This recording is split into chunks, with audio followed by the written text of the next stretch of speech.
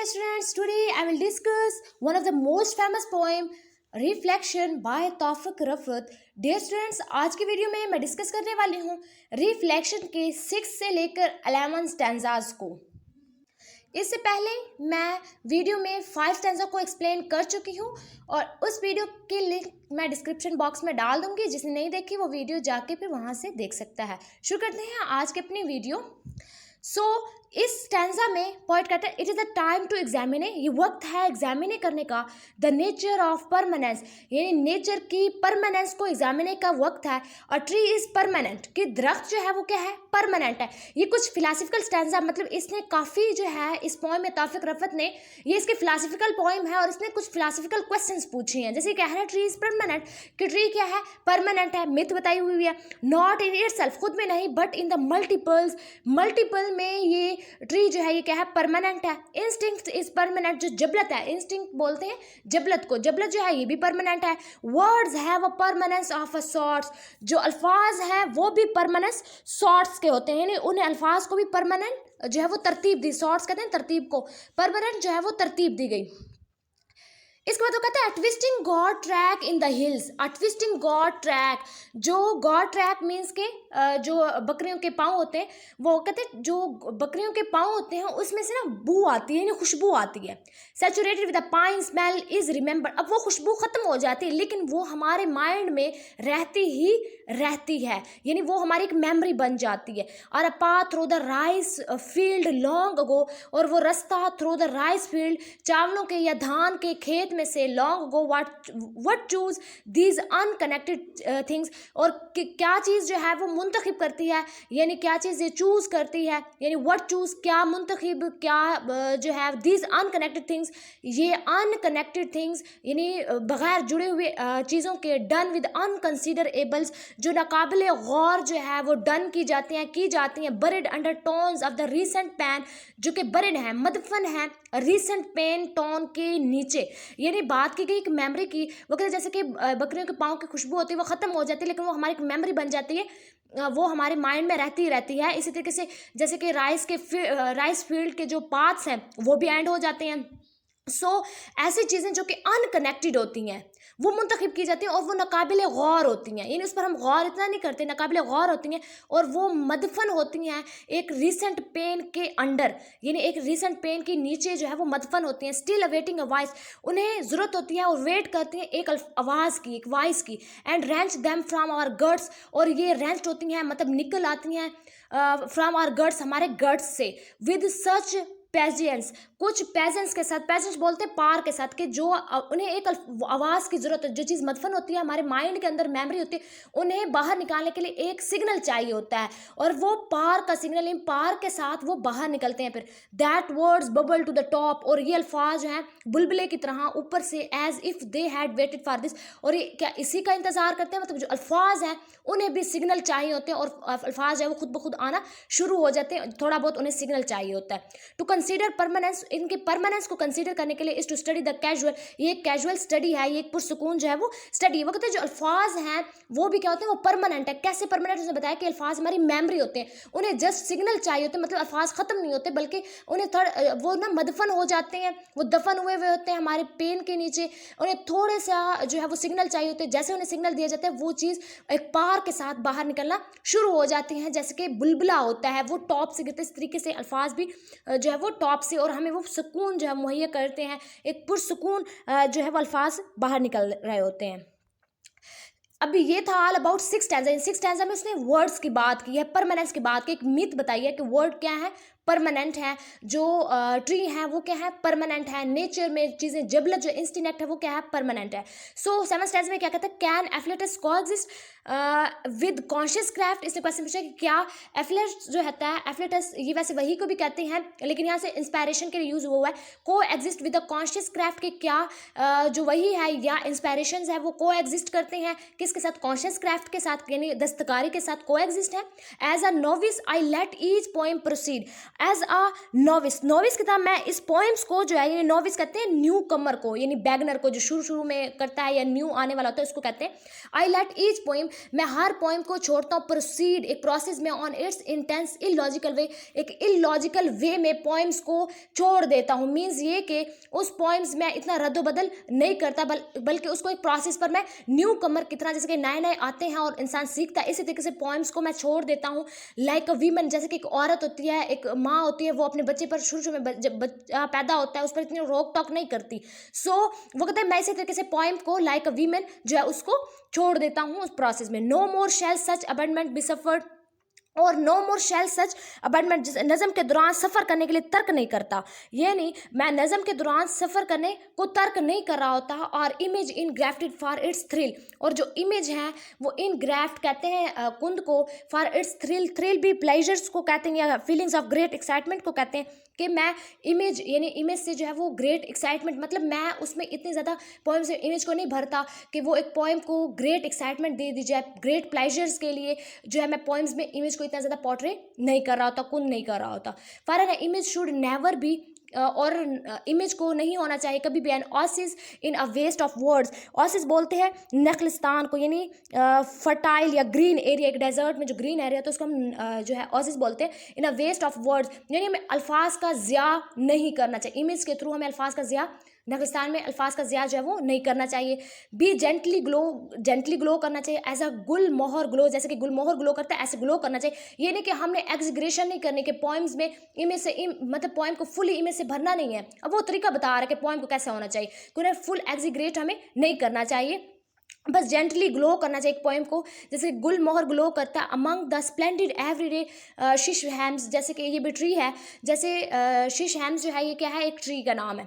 सो उसने बताया कि जैसे कि शीश हैम्स जो हैं उनके अमंग गुलमोहर ग्लो करता है इस तरीके से, in all the years of building, और तमाम साल के बिल्डिंग्स में, while one is learning to place, एक क्या होता है लर्न कर रहा होता है, लर्निंग प्लेस पे होता है, वन ब्रिक अबव है अनदर, यानी एक ईंट के ऊपर, जैसे कि बिल्डिंग में होता है एक ईंट के ऊपर दूसरी ईंट होती है, each in its proper place, और हर ईंट क्या होती है एक प्रॉपर प्लेस में होती है। डज द लैरिक सल्क, के क्या जो लैरिक सल्क है इम्पेजन है, यानी एंगर है, रिबेल है, बागी है, डिक्लाइन टू स्टैमर, वो स्टैमर होने से डिक्लाइन करता है, यानी जो बागी है क्या वो स्टैमर होने से डिक्लाइन, एंड स्टैमर कहते हैं हलचल को, यानी हमारे पास जो इम्पेजन है ये इल्ज़ाम लगाने को कह देते हैं। लैरिक सिल्क क्या होता है, लैरिक सॉन्ग को वैसे कहते हैं। लैरिक सिल्क मतलब कि एंग्री, यानी गुस्सा, सैडनेस, क्या वो स्टैमर होने से, हलचल होने से डिक्लाइन करता है। एंड फाइनली विड्रॉ, और फिर फाइनली जो है वो विड्रॉ हो जाता है। सो इसके बाद पॉइंट क्या कहते हैं, the risk is real, risk क्या है, रियल है, but it is a time, लेकिन ये वक्त है to leave the path in the wilderness, के ये वक्त है कि रास्ते को छोड़ दिया जाए, किस में, विल्डरनेस में, ब्याबा में छोड़ दिया जाए, एंड सीक, और तलाश करना चाहिए with an adult purpose, adult purpose के साथ, कॉन्टिमेंट इन द फॉर्मल गार्डन, के फॉर्मल गार्डन में कॉन्टिमेंट यानी सुकून जो है वो तलाश करना चाहिए, एक अडल्ट पर्पस के साथ सुकून, फॉर्मल गार्डन में सुकून को तलाश करना चाहिए। जो रिस्क है वो क्या है, रियल है, हकीकत है। तो हमें विल्डरनेस, ब्याबा रास्ते को छोड़कर एक फॉर्मल गार्डन में क्या करना चाहिए, मुतमईन यानी सुकून जो है वो तलाश करना चाहिए। यानी ये एग्जीग्रेशन पोइम्स में एग्जीग्रेशंस के अगेंस्ट है, यानी पोइम्स को इमेज के भरने, यानी फुल उसमें इमेज डाल देना, फुल उसमें इमेजिनेशन रिवक्त, इसके वो इसके अगेंस्ट था कि फुल उसको एग्जीग्रेट, यानी फुल परफेक्शन की तरफ चीज़ को नहीं लेके जाना, बल्कि एक पोइम है उसको जैसे वो जा रही है उसको लिखते जाए, नॉट ओके, आप उसको परफेक्ट नहीं बना सकते, आपने उसको परफेक्ट नहीं बनाया। जब आप परफेक्ट के चक्कर में जाएंगे तो वो पोइम बिल्कुल टोटली जो खराब हो जाएगी। ये बात इसने इस स्टैंजा में किया, 7 स्टैंजा। अब 8 में क्या कहता है, there yet remains to explain explore the relevance of myth, यहाँ पर मिथ की बात की गई है कि yet remains to explore the relevance of myth को एक्सप्लोर करना बाकी है। When the stillness of a herons in a pool, के जब हीरोइंस एक पूल में, एक तरह का बर्ड्स एंड पूल में, तालाब में, brings porcelain fingers to mind, fingers to minds के ये एक क्या करता है, जो हेरोइंस यानी बर्ड्स होते हैं पूल में, वो इस तरीके से वहाँ पर पोर्ट्रे हुए होते हैं, उनका स्ट्रक्चर ऐसे बना होता है जैसे कि उनको यानी उसका एक इमेज बना हुआ होता है, किसमें, यानी पॉर्कलेन फिगर्स की तरह जो है एक इमेज बना होता है उन बर्ड्स का। कहाँ पर बना होता है? तालाब में। सो ये प्रोक्लैन फिगर्स जो है वो चीनी के प्रोक्लैन कहते हैं चीनी के बर्तन को, कि चीनी के बर्तन की तरह वो जो बर्ड्स हैं वो पूल में उनका स्टैचू बना हुआ होता है विद इनवाइटेबल फोर्स के साथ अला कूल विंड। अभी एक मिथ है कि जो बर्ड्स हैं हिरन जो है वो पूल में उनका एक स्ट्रक्चर बना होता है किस तरीके से, जैसे कि चीनी के बर्तन। और a cool wind in a my, और या फिर जो कूल विंड है ठंडी हवा है माय में। संडर्स द ग्लेशियर्स अप नॉर्थ, संडर्स बोलते हैं पिघलने को, द ग्लेशियर्स का up north and cramps them into a leaf, कि जो ग्लेशियर्स हैं वो पिघलते जाते हैं और एक पत्ते की शक्ल जो है वो इख्तियार कर लेते हैं, यानी इस तरह जमा होता, जो ग्लेशियर्स हैं वो जमा होते जाते हैं, वो पिघलते जाते हैं इस तरीके से। Then a myth has been created, और एक मिथ जो है वो क्रिएटेड है, ये क्रिएट किया जाता है, बनाया जाता है। It is a need that survives, और इस मिथ को जरूरत है सर्वाइव करने की। The original freshness of a visions, यानी जो ओरिजिनल विजन्स है वो उसको, यानी जो असल विजन्स है उसको सर्वाइव करने की ज़रूरत है। ये एक मिथ है, यानी मिथ में वो कह रहे हैं जो विजन्स होता है ना उसको सर्वाइव करने की ज़रूरत है। अब आगे पॉइंट क्या करें, now herons are change for ever. अब जो वो हिरॉन्स आए, यानी जो कि पूल में जिसका एक प्रोक्लेन की तरह स्ट्रक्चर बना हुआ है, चीन के बर्तन की तरह स्ट्रक्चर से, वो कहते हैं अब वो चेंज हो गए हमेशा के लिए। इसके बाद क्या कहते हैं, for a myth is an imagery mountain. Myth क्या है, ये एक imagery mountain in a scrubby landscapes of a facts, एक स्क्रबे लैंडस्केप्स ऑफ फैक्ट्स के, यानी हकीकत के एक लैंड, और स्क्रबे बोलते हैं रफ को, यानी रफ ज़मीन पर एक इमेजरी माउंटेन, ये भी एक मिथ है। The mountain after a time, और वो जो माउंटेन है जो हमारा मिथ है, यानी माउंटेन है वो क्या है, एक वक्त के बाद बिकम्स अ फैक्ट, वो एक हकीकत बन जाता है। यानी जो इमेजरी होती है हमारी वो कुछ वक्त के बाद क्या बन जाती है, एक हकीकत बन जाती है, फैक्ट बन जाता है।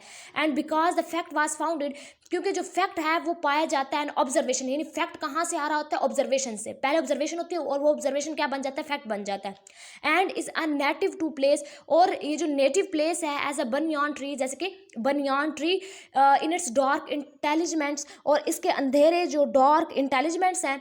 No migratory birds will roost, के कोई मिग्रेटरी बर्ड्स जो हैं वो यहाँ पर अपने इसमें जो है वो रूस्ट नहीं करते, यानी आशियाना तलाश नहीं करते। मीन्स ये इन लाइंस में पॉइंट क्या कहना चाह रहा है, वो कहते हैं जैसे कि एक बनियान ट्रीज़ हैं उसके जो शाखें होती हैं वो कहाँ पर, या उसके जो रूट्स होती हैं उसकी शाखें जो हैं वो बिल्कुल अंधेरे में होती हैं। सो वो इंटेगलमेंट होती हैं, इन डार्क इंटेगलमेंट है, बिल्कुल अंधेरे में होते हैं। और कोई भी बर्ड जो है वो अपनी एक जगह पे नहीं रहता, बल्कि वो अपनी उसको नेटिव प्लेस जो है वो छोड़नी पड़ती है।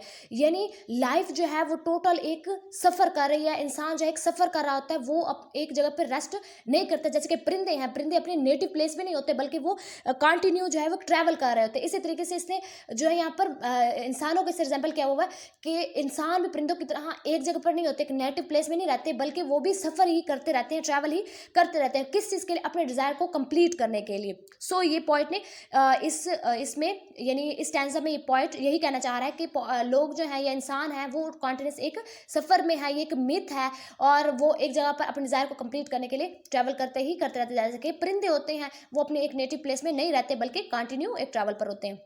इसके बाद 9th स्टैंजा में कहता है myths are created by poets, कि जो मिथ्स है वो किसने क्रिएट किए हैं, ये पोएट्स ने क्रिएट किए हैं। He must be there destroy too, और वो ही अपने जो लिखा हुआ था उसको डिस्ट्रॉय भी, वर्ड्स को डिस्ट्रॉय भी वो करते हैं, अपने मिथ्स को डिस्ट्रॉय भी वो ही करते हैं। और पोएट्स क्रिएट, मिथ क्रिएट भी पोएट करते हैं।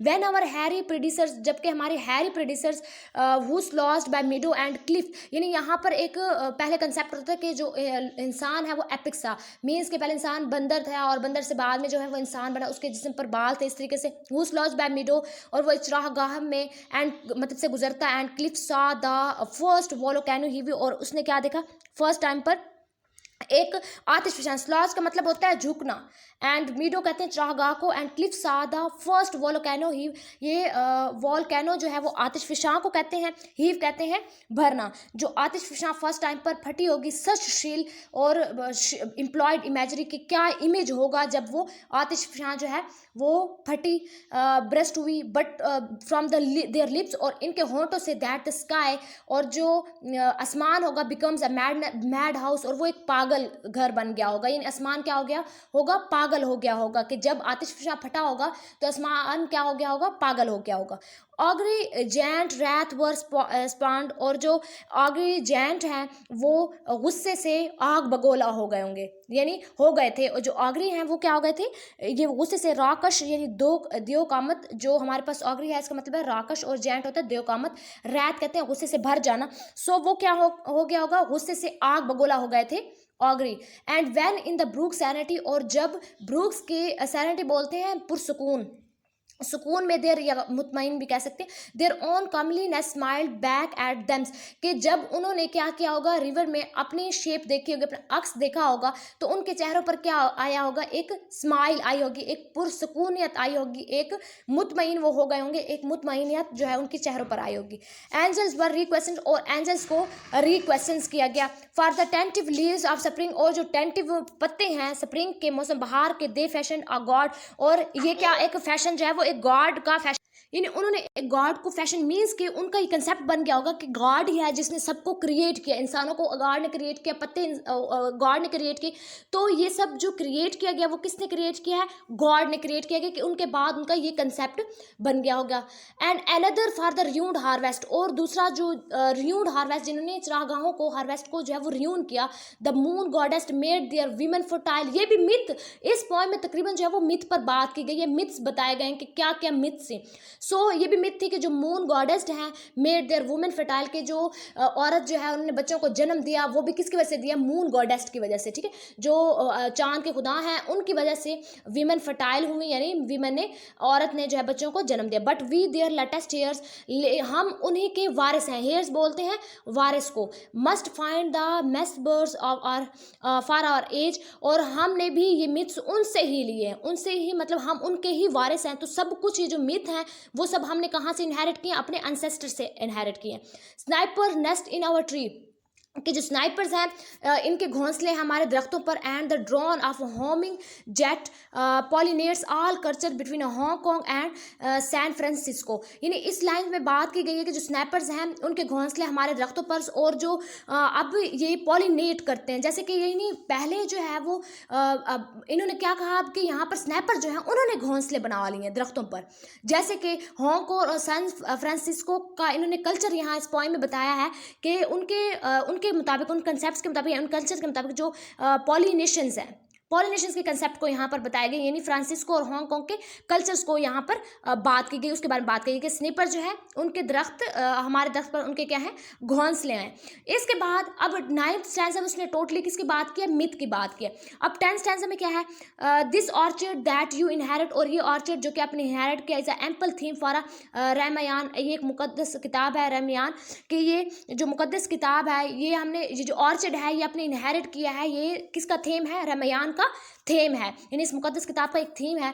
सम astronaut will hymn the moon as it really is, के कुछ एस्ट्रोनॉट जो है, जो एस्ट्रोनॉमिकल होते हैं उसको एस्ट्रोनॉट बोलते हैं, विल हैमन बोलते हैं सॉन्ग को, द मून के वो एस्ट्रोनॉट ये बिलीव करते हैं कि मून जो है एज इट रियली इज, कि ये रियली है, बट इट हिज कंसर्न, कि ये उनका अपना कंसर्न है, ये उनका जो कंसेप्ट है ना कि मून रियली है, ठीक है, यानी उन्होंने मून के बारे में भी सॉन्ग जो है एक गाया। सो वो कहते हैं कि मून जो है वो रियली है, लेकिन पॉइंट क्या कह रहे हैं, ये उनका कंसर्न है।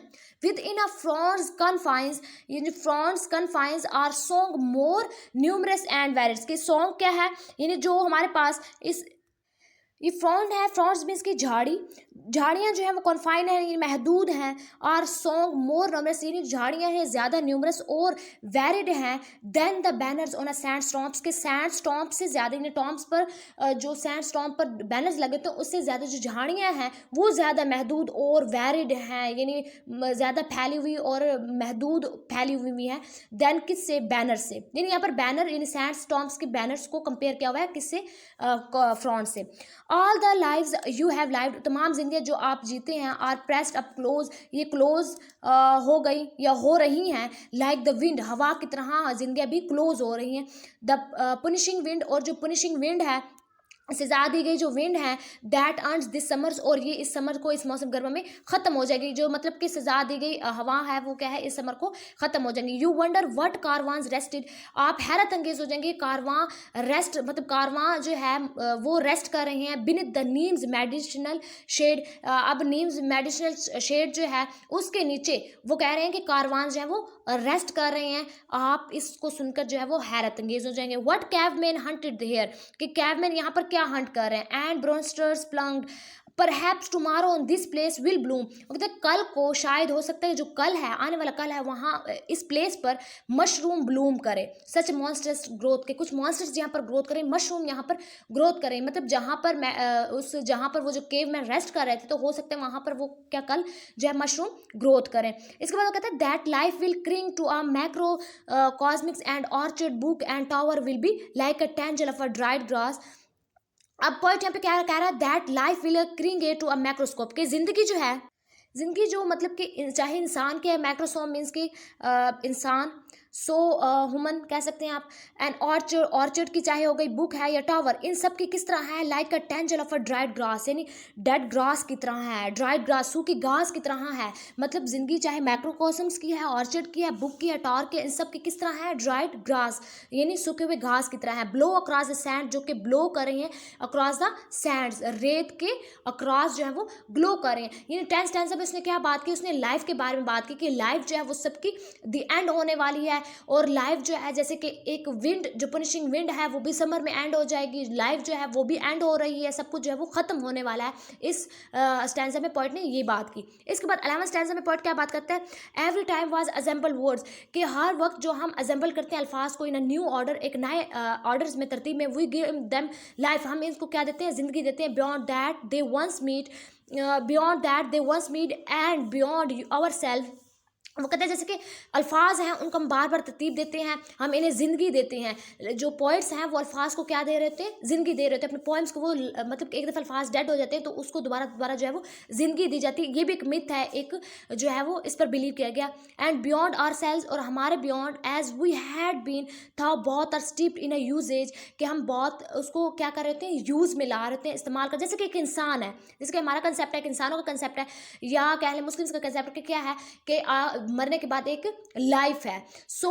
मतलब कि इंसान, इसी तरीके से पॉइंट कह रहा है कि जैसे अल्फाज मर जाते हैं तो उसमें दोबारा रूह फूंकी जाती है, या उनको दोबारा तरोताज़ा किया जाता है, उनमें एक लाइफ दी जाती है। जब नई लाइफ उसमें दी जाती है, अल्फाजों में नई लाइफ डाली जाती है, तो वो अल्फाज दोबारा उभरना शुरू हो जाते हैं, जैसे कि इंसान है। Through the revelations of words is the poet's task, जो रिविलेशंस वो अल्फाज की तोसी है, दोबारा तोसी है, रिविलेशन मीन्स कि दोबारा तोसी, इज द पोएट्स टास्क, और ये ही पोएट्स का काम है। यानी पोएट्स का क्या काम है, वर्ड्स को तोसी देना, तौसीक देना। Poet and words are rooted in time, poets और जो वर्ड्स हैं वो एक टाइम में रूट हुए होते हैं, यानी पोएट्स और वर्ड्स एक टाइम में रूट होते हैं। He must not only contented with his literary ancestor, के उसे सिर्फ इन पोइट को यहाँ कह रहा है कि पोइट्स को सिर्फ जो है कंटेंट इन मुतमईन नहीं होना चाहिए हिज लिटरेरी एंसेस्टर के, एंसेस्टर्स के बावजूद से जो अल्फाज उसे मिले हैं उससे उनसे मुतमईन एक पोइट को नहीं होना चाहिए, बल्कि क्या करना चाहिए, उससे खुद से सर्च करना चाहिए, उसे खुद से अल्फाज को डालना चाहिए, न्यू न्यू अल्फाज को डालना चाहिए।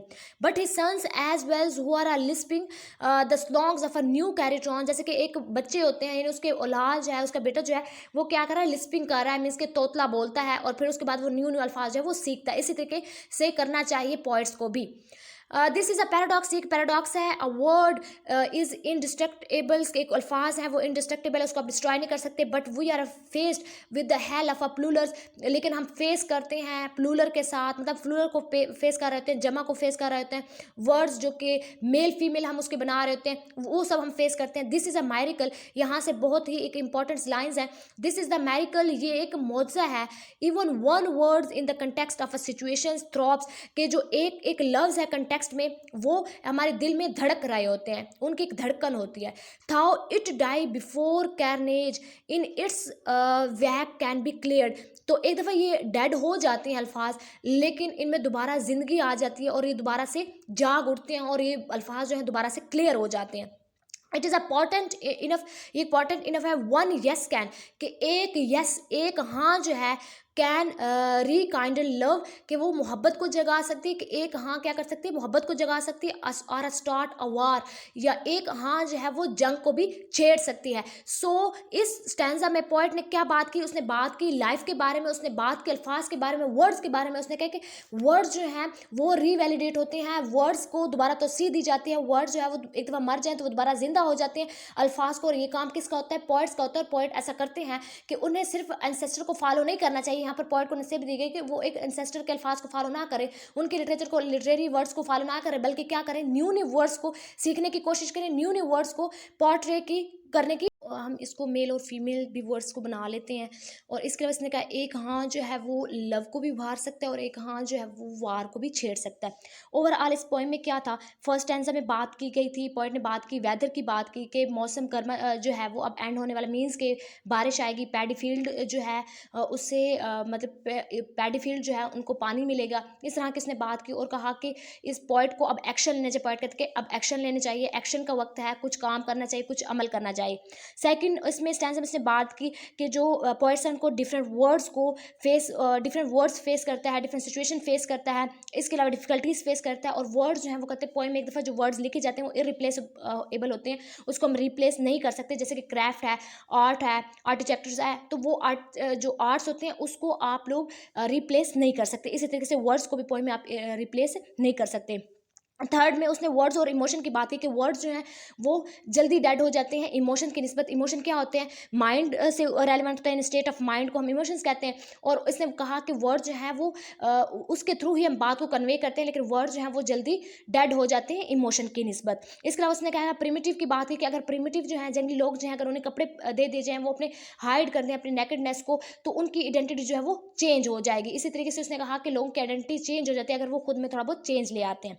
सो उसके बाद चौथे स्टैंजे में इसने बात की थी, बुलबुल की बात की थी कि वो क्या है, नीचे टोटली रेड है और वो लाइफ इंजेक्ट करती है, यानी ज़िंदगी भरती है, जंगल में ज़िंदगी भरती है, लोगों में ज़िंदगी भरती है। कौन सी चीज़, बुलबुल की वजह से क्या होता है कि एक जो गार्डन है वो खूबसूरत बन जाता है, यानी उसके अंदर लोगों के अंदर जो है वो एक ज़िंदगी आ जाती है। सो उसके बाद इसने किंगफिशर की बात की। किंगफिशर जो है वो फ़िश को जो है वो खाता है रिवर से निकाल के, दरिया से निकाल के। सो इसने किंगफिशर की बात की है। और इसके अलावा ये कहता है हिस्ट्री और लॉजिक की ज़रूरत है, हिस्ट्री को जानने की, तारीख को जानने की जो है वो ज़रूरत है। इस फोर्थ स्टैंजा में इसने इसकी बात की।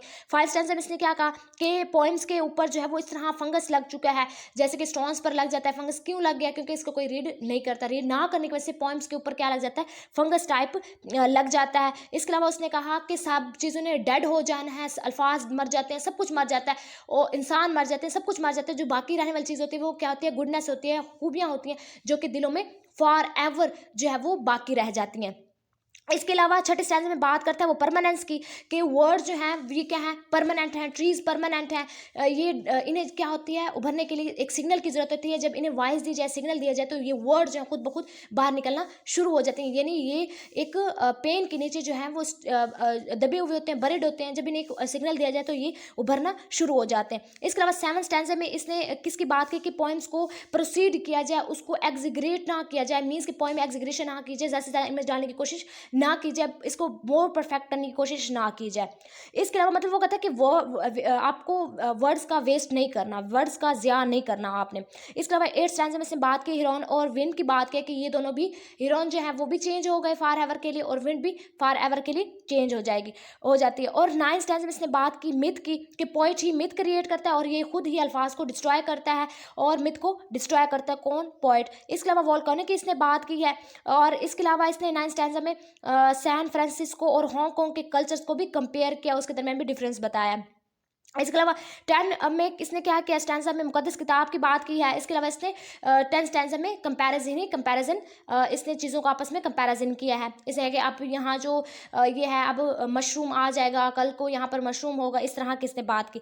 11 स्टैंजा, लास्ट स्टैंजा में इसने क्या बात की, लास्ट स्टैंजा में यही बात की कि पोइट्स को जो है वो वर्ड्स को अरेंज करता है, एक तरतीब मिलाता है। जैसे कि एक बिल्डिंग है, वो भी उसके ऊपर भी ब्रिक्स के ऊपर ब्रिक्स, मतलब एक वो तरतीब आ जाती है। इसके अलावा वो बात करता है पर कि एक वर्ड जो है वो हमें हमें क्या कर सकता है, लव भी उभार सकता है, यानी यस जो है वो हमारे अंदर लव को भी जागर कर सकता है और ये हमें डिस्ट्रॉय भी कर सकता है, मीन्स के ये वार को भी, जंग को भी छेड़ सकता है। तो dear students, it's all about today poems.